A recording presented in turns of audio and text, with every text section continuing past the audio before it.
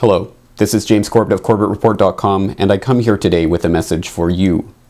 You the environmentalists, you the activists, you the campaigners, you who have watched with growing concern the ways in which the world around us has been ravaged in the pursuit of the almighty dollar.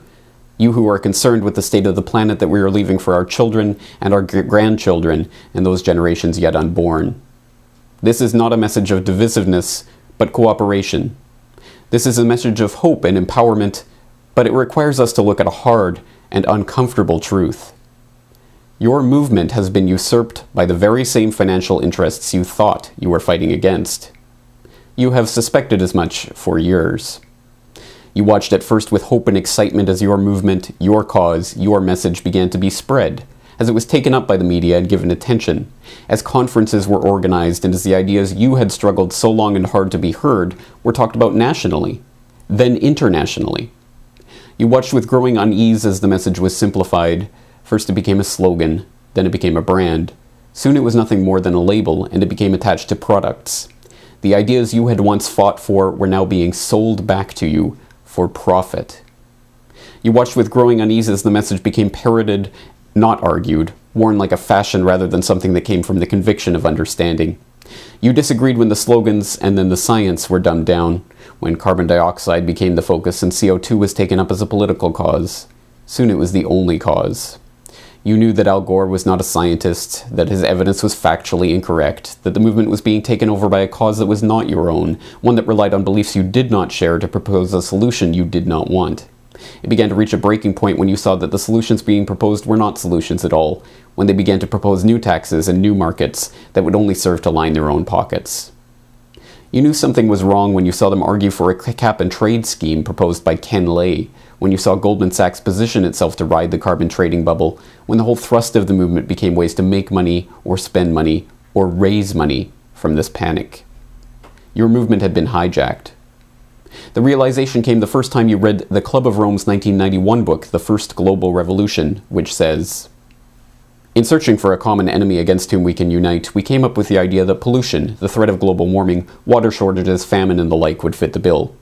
All these dangers are caused by human intervention in natural processes, and it is only through changed attitudes and behavior that they can be overcome. The real enemy, then, is humanity itself."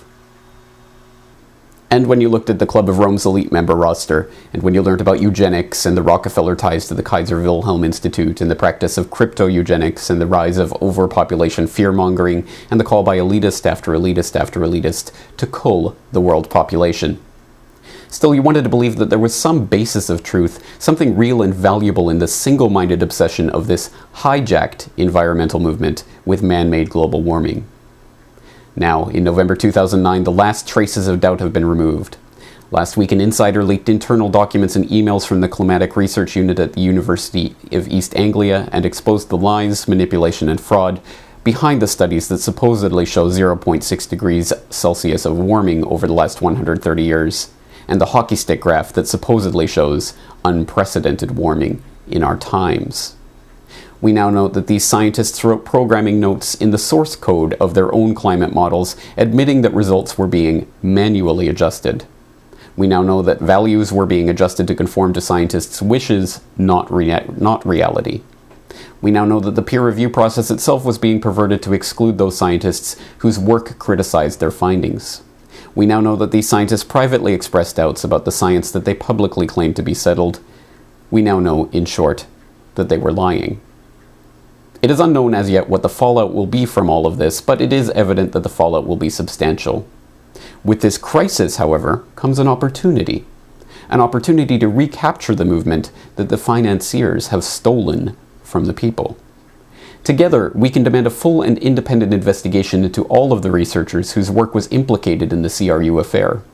We can demand a full re-evaluation of all those studies whose conclusions have been thrown into question by these revelations, and all of the public policy that has been based on those studies.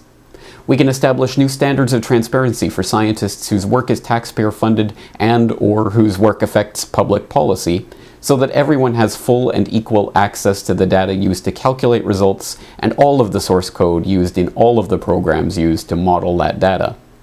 In other words, we can reaffirm that no cause is worth supporting that requires deception for its propagation. Even more importantly, we can take back the environmental movement. We can begin to concentrate on the serious questions that need to be asked about the genetic engineering technology, whereby hybrid organisms and new, never-before-seen proteins that are being released into the biosphere in a giant, uncontrolled experiment threatens the very genome of life on this planet. We can look into environmental causes of the explosion in cancer and the staggering drops in fertility over the last 50 years, including the BPA in our plastics and the anti-androgens in the water. We can examine regulatory agencies that are controlled by the very corporations they are supposedly watching over. We can begin focusing on depleted uranium and the dumping of toxic waste into the rivers and all of the issues that we once knew were part of the real environmental movement. Or we can, as some have, descend into petty partisan politics. We can decide that lies are okay if they support our side. We can defend the reprehensible actions of the CRU researchers and rally around the green flag that has long since been captured by the enemy. It's a simple decision to make, but one that we must make quickly before the argument can be spun away and environmentalism can go back to business as usual. We are at a crossroads of history, and make no mistake, history will be the final judge of our actions, so I leave you today with a simple question.